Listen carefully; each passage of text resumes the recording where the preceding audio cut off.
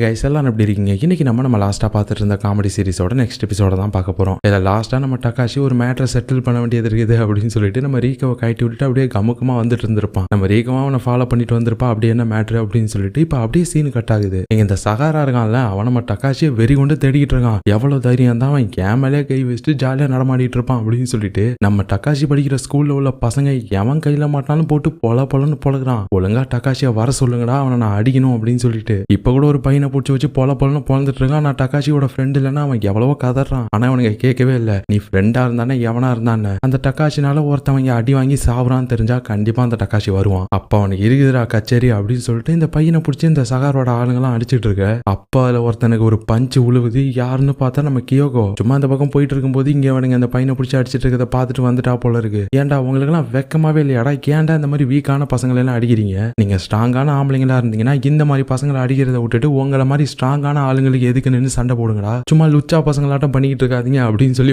கத்த. இந்த சகாரா பாக்குறான், என்னம்மா பொண்ணு வழி மாதிரி வந்துட்டியா? பாக்கிறதுக்கு கியூட்டா இருக்கிற, ஆனா பண்ற செயல்லாம் அதுக்கு செட் ஆகலையே, ஒழுங்கா போயிரு, அப்புறம் கியூட்டா இருக்கிற மூஞ்ச நான் அடிச்சு குழப்பிடுவான் அப்படின்னு சொல்ல. ஆனா நம்ம கியோகவா கண் நிமிக்கிற செகண்ட்ல டக்குன்னு அங்க இருந்த எல்லா ஆளுங்களையும் அடிச்சு போட்டா. ஓ, நீ தான் அந்த siren girls high school gang லீடரா? பரவாயில்ல, உன்னை பத்தி கேள்விப்பட்டிருக்கேன். எல்லாரும் சொல்ற மாதிரி நீ நிஜமாவே ஸ்ட்ராங்கா தான் இருக்க. ஆனா என்கிட்ட உன் பாச்சா பலிக்காதிரியோ அப்படின்னு சொல்லிட்டு டக்குன்னு அந்த கியோகோ அடிக்க வரும்போது அவ கையை பிடிச்சிட்டான். பரவாயில்ல, கோவப்பட்டா கூட ரொம்ப கியூட்டா தான் இருக்க. இந்த கியூட் ஃபேஸுக்காக என்கிட்ட மன்னிப்பு மட்டும் கேட்டு விட்டுறேன். ஏதோ போனா போகுதுன்னு சொல்லிட்டு உனக்காக இந்த ஆஃபரை கொடுக்குறேன் அப்படின்னு அவன் பேசிட்டு இருக்க. அப்பதான் அந்த பக்கமா நம்ம செஞ்சு போயிட்டு இருந்திருப்பான் போல இருக்கு. அவன் இதை பார்த்துட்டான். ஏ கியோகோ, இங்க நீ என்ன பண்ணிட்டு இருக்க இந்த பசங்க கூட அப்படின்னு சொல்லி கேட்டதுமே வழக்கம் போல நம்ம கியோகோ ஃபைட்டர் மோட்ல இருந்தவ சிஞ்சியை பார்த்ததுமே கியூட் மோடுக்கு மாட்டா. அது நான் இந்த பக்கமா போயிட்டு இருந்தேன்னா இந்த பொறுக்கி பசங்க எல்லாம் என்கிட்ட வம்பிழுத்தானுங்க, என்ன ஹராஸ் பண்ணானுங்க. நல்ல வேலை நீங்க வந்தீங்க செஞ்சுச்சேன்னு அப்படின்னு சொல்லிட்டு ஏதோ பச்சை குழந்தை மாதிரி நடிச்சிட்டு இருக்கா. ஆனா நம்ம செஞ்சு பாக்குறான். அப்புறம் என்ன சுத்தி பசங்கெல்லாம் ஏதோ அடி வாங்கி உழுந்து கிடக்குறானுங்க அப்படின்னு போது எனக்கு தெரியல. நான் வரும்போதே இவங்க எல்லாரும் படுத்து ரெஸ்ட் எடுத்துட்டு தான் இருந்தாங்க. இப்பதான் தெரியுது இந்த பையன் தான் இவங்க எல்லாரையும் அடிச்சு போட்டிருப்பான் போல இருக்கு அப்படின்னு இவ சொல்றா. யார? நம்ம அடி வாங்கிட்டு இருந்தால ஒரு பையன், அவனை கை காட்டுறா. நம்ம பையன் நான் இல்ல இவங்க தான் அடிச்சாங்க அப்படின்னு நம்ம கியோகோ கையை காட்ட வராம பாருங்க. அதுக்குள்ள நம்ம கியோகோ அவனை பார்த்து ஒரு முறை தான் அந்த லுக்கை பார்த்ததுமே அவன் பயந்துட்டான். இல்ல நான் தானே இவனுங்களை அடிச்சேன் அப்படின்னு சொல்லிட்டு பம்பிட்டான். செஞ்சும் பார்த்துட்டு பரவாயில்லப்பா, பார்க்க வீக்கா இருந்தாலும் நல்லா பங்கமா போட்டு பொழந்து இருக்கிறவனுங்களே அப்படின்னு அவன் சொல்லிட்டு இருக்கும்போது, ஆனா இங்க கியோகோ கதறா. என்ன ஹராஸ் பண்ணானுங்களே, நீ ஏனானு கேட்க வந்தா அதுக்கு என் கையை பிடிச்சி இழுத்துட்டானுங்க செஞ்சுச்சேன், என்ன காப்பாத்துங்க அப்படின்னு சொல்லி ஒவ்வொன்னு பச்சை பாப்பா மாதிரி அழுவ ஆரம்பிச்சிட்டா. செஞ்சியும் நீ ஒன்னும் கவலைப்படாத கியோகோ, அதான் நான் வந்துட்டேன்ல. டேய் ஒழுங்கா ஆளு கையை விடுறா. அவ கையை நானே எல்லாரும் பிடிச்சிட்டு இருந்ததுலடா. நீ என்னடா முழு கான்வர்சேஷன் முடிகிற வரைக்கும் அப்படியே புடிச்ச மாதிரியே நின்றுட்டு இருக்கிற, ஒழுங்கா விடுறா இல்லைன்னா வேற மாதிரி ஆயிடும் அப்படின்னு சொல்ல. இந்த சகாராக்கு இங்க நடக்கிறது ஒண்ணுமே புரியல. என்னடா இது, என்ன கருமண்டாது, சரி போய் தொலைங்க அப்படின்னு சொல்லிட்டு விட்டுட்டான். செஞ்சியும் வா சுருதி போலாம் அப்படின்னு சொல்லிட்டு கியோகோ கூட்டிட்டு போறான். வாமா நம்ம தெருமுக்குள்ள இருக்க கடைக்கு போயிட்டு குழி பணியாரம் வாங்கி ஷேர் பண்ணி சாப்பிடலாம் 1/2 அப்படின்னு சொல்லிட்டு கூட்டு போயிட்டு இருக்க. அப்பதான் அந்த சகாரா, டேய் நீயும் அந்த டக்காஷி படிக்கிற ஸ்கூல்ல தானே படிக்கிற அப்படின்னு கேட்கறான். உனக்கு அந்த டக்காஷியை தெரியுமா? அவன் எனக்கு வேணும் அப்படின்னு அவன் சொல்ல அப்படியே நம்ம செஞ்சு ஸ்டாப் ஆயிட்டான். நீ எதுக்கு டக்காஷியை கேட்கிற அப்படின்னு போது அந்த குக்கரு நான் பார்க்காதப்ப என் பின்னாடியே எட்டி உதச்சிட்டான். அதான் அவனை கண்டுபிடிச்சு அவனுக்கு பாடம் கத்து கொடுக்க போறேன் அப்படின்னு சொல்ல நம்ம செஞ்சு ஒரு செகண்ட் பார்த்துட்டு அப்படியே போய் கேட்கிட்ட செல்லம் மாமனுக்கு கொஞ்சம் வேலை இருக்குது, நீ போயிட்டு நம்ம ஆல்ரெடி பிளான் பண்ணி இந்த மாதிரி தெருமுக்குள்ள இருக்க கடையில குழி பணியாரம் வாங்கி சாப்பிட்டுரு, நான் இவனை அடிச்சு பார்க்க விட்டுட்டு இப்ப வந்துடுறமா அப்படின்னு சொல்ல நம்ம கேட்கவும் பாக்குறா. சரி ஓகே செஞ்சிச்சு, இந்த பொறுக்கிய வெளுத்து கட்டுங்க, இவனை விட்டுறாதீங்க அப்படின்னு சொல்லிட்டு திட்டிட்டு போறா இந்த சகாராவை. சகாரா கத்துறான், அடியே ஒரு நாள் என்கிட்ட நீ மாட்டு வடி அப்படின்னு சொல்லிட்டு. ஆனா இப்ப நம்ம கியோகோ அப்படியே கியூட்டா நடந்து வந்து அங்க ஓரத்துலதான் இந்த அக்கிமி ஒளிஞ்சிட்டு இருக்கா. அவகிட்ட வந்து எப்படி என்னோட நடிப்பு செம்ம கியூட்டா நடிச்சல, செஞ்சு அப்படியே நம்பிருப்பான்ல அப்படின்னு போது உன் நடிப்பா அவன் மட்டும் தான் நம்புவான், வேற யாராவது பார்த்தீங்கன்னா உன கழுவி ஊத்துவாங்க அப்படின்னு சொல்லி ஷாக் ஆகுறா. ஏன் நடிப்பு பெர்ஃபெக்டா இல்லையா அப்படின்னு போது சரி அந்த கர்மத்தெல்லாம் பத்தி பேசவானா, சரி என்னாச்சு என்ன விஷயம் போது அது இந்த அக்கிசா குரூப்ல இருக்க லூசு பசங்களுக்கும் என் ஆளுக்கும் சண்டை, அதான் ஃபைட்டை முடிச்சுட்டு அப்புறமா என்ன வந்து பாக்குறேன்னு சொல்லியிருக்கான் செஞ்சு அப்படின்னு போது. ஆனா அக்கிமி கேக்குறா, உன் ஆளால அவனுங்களை தனியா சமாளிச்சிட முடியுமா, நிறைய பேர் இருக்கானுங்களேன்னு போது என் ஆளை பத்தி நீ என்ன நினைச்சிட்ட, எத்தனை பேர் வந்தாலும் என் ஆளு பாஞ்சு அடிப்பான்,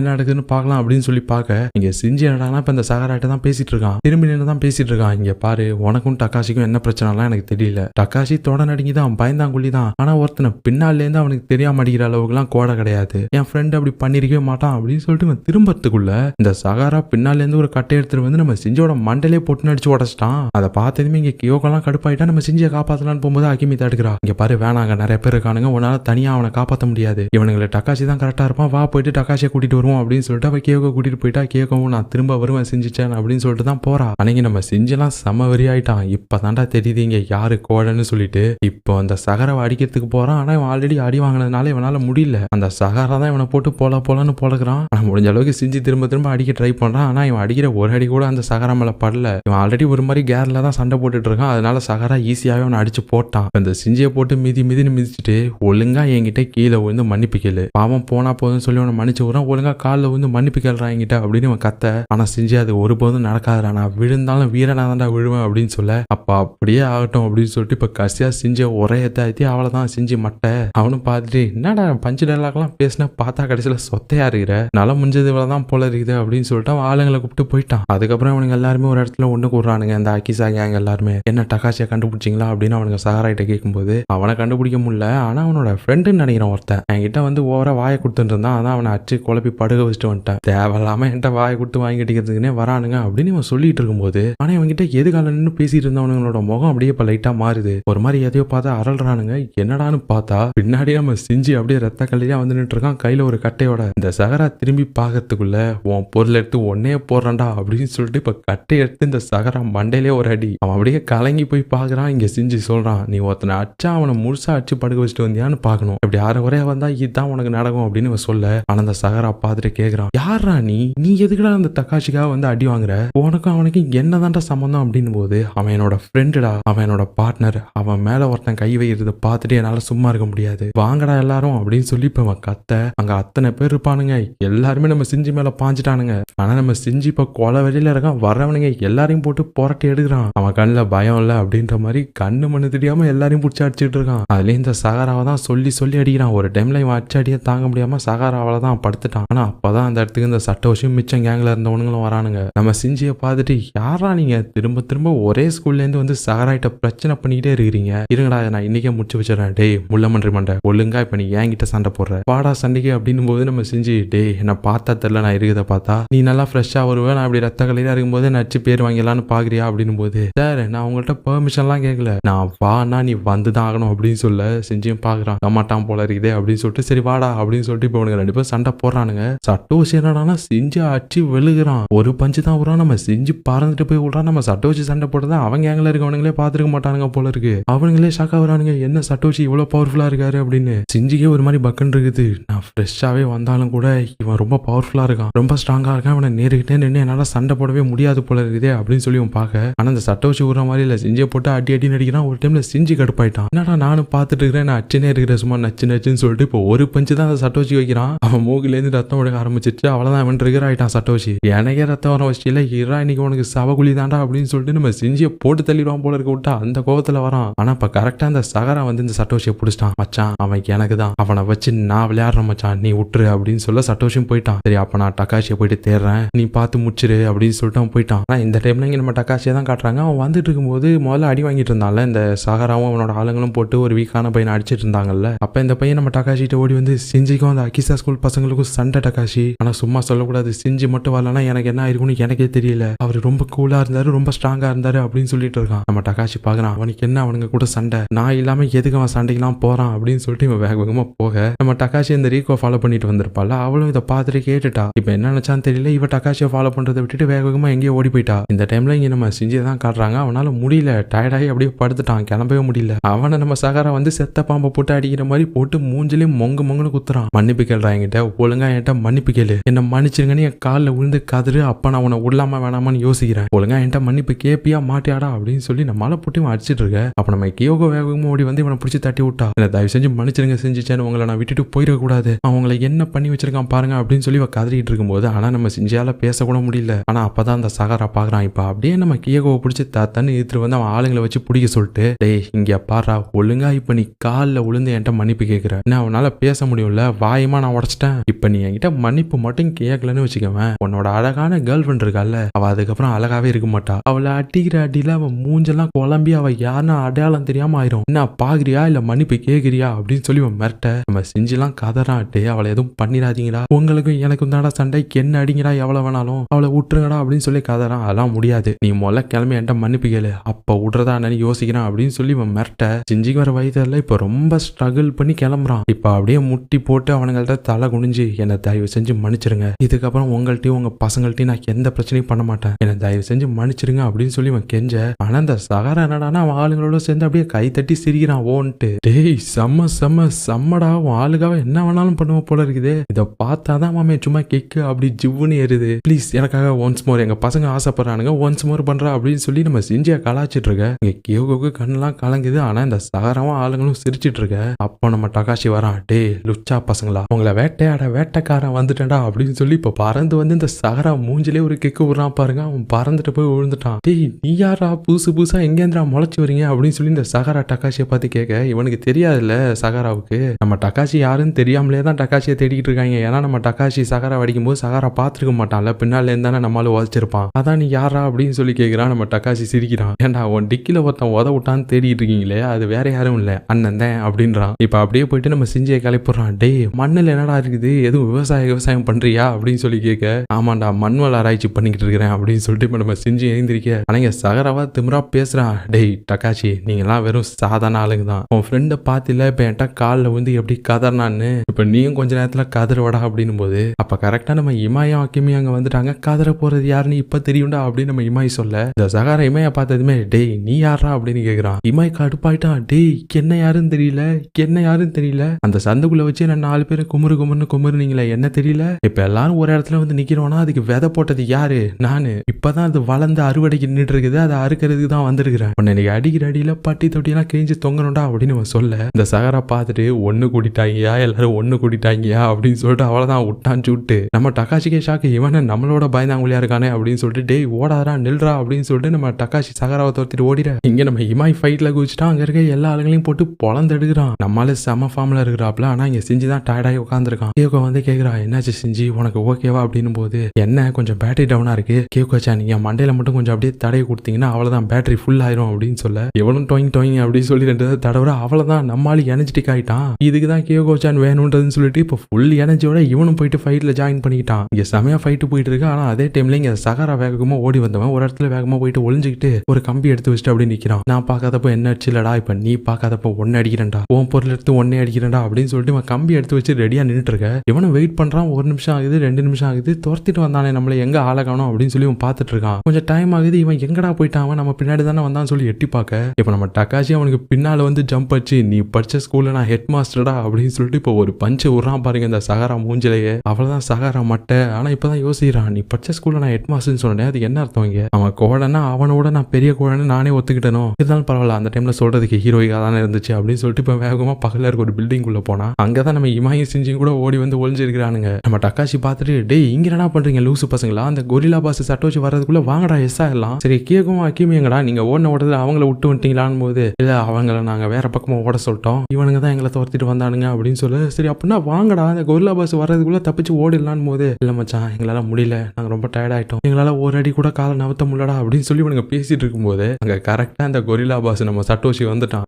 ஓடியே உங்களுக்கு பழக்கமாயிடுச்சுலடா, எங்க ஆளுங்களை அடிச்சுட்டு அவ்வளவு ஈஸியா எங்கள்ட்ட இருந்து தப்பிச்சிடலாம்னு நினைச்சிட்டீங்களா, விட்டுருவோமா நாங்க அப்படின்னு போது நம்ம டகாஷி பேசி பாக்குறான். சார் நாங்க ஒன்னும் உங்க ஆளுங்களை அடிக்கல, உங்க ஆளுங்க தான் எங்களை அடிச்சானுங்க அப்படின்னு போது டேய் நான் இவனுங்களை சொல்லல, நீங்க முதல்ல ஒரு ட்ரக் டீலர் அடிச்சிங்கல்ல அவனை ஞாபகம் இல்ல உங்களுக்கு, பேரை கூட மாத்தி சொல்லி ஏமாத்திட்டு எங்களை சுத்தல்ல விட்டீங்களே வாழ்நாள், நீ எங்க ஆளுங்களை அடிச்சது கூட நான் மன்னிச்சிடுவேன்டா, எங்களை சுத்தல்ல அலைய விட்டீங்களே நாய் மாதிரி தெருவுல, அத்தை நான் மன்னிக்கவே மாட்டேன்டா, இன்னைக்கு உனக்கு இருக்குதுடா அப்படின்னு சொல்ல நம்ம டகாஷி யோசிக்கிறான். டக்குன்னு என்ன நினைச்சான்னு தெரியல. சரி அப்படின்னா வாடா ஒத்தை கொத்த மோதிக்கலாம், இந்த மேட்ச்ல யாரு ஜெயிக்கிறாங்களோ அவங்க சொல்றதுதான் இனிமே இங்க ராஜாவாக்கு, தோத்தவங்க இங்க இருந்து கிளம்பிட்டே இருக்கலாம், ஜெயிச்சவங்கள்ட்ட அதுக்கப்புறம் பிரச்சனைக்கு வரவே கூடாது அப்படின்னு இவன் சொல்லிட்டு சண்டை போடலான்னு பாக்க. ஆனா அதுக்குள்ள நம்ம ரீகோ வந்துட்டா டகாஷி சான் நீங்க சண்டை போடாதீங்க, நான் உங்களுக்கு சப்ஸ்டிடியூட்டா இன்னொரு ஒரு ஆளை கூட்டு வந்திருக்கிறேன் அப்படின்னு சொல்ல. யாருன்னு பார்த்தா நம்ம ரீகோவோட அப்பா. ஏமா எதுக்குமா பசங்க போற சண்டையிலும் அப்பாவெல்லாம் இன்வால்வ் பண்ணிக்கிட்டு இருக்கிற, அவர் பாட்டுக்கு 7 ஒரு ஓரமா படுத்து கிடந்திருப்பாரு, எதுக்கு வயசானவரை கூட்டு வந்து இப்படி பண்ணிட்டு இருக்கணும் போது டகாஷி நீ ஒண்ணு எங்க அப்பாவை சாதனமாலாம் நினைச்சிடாத,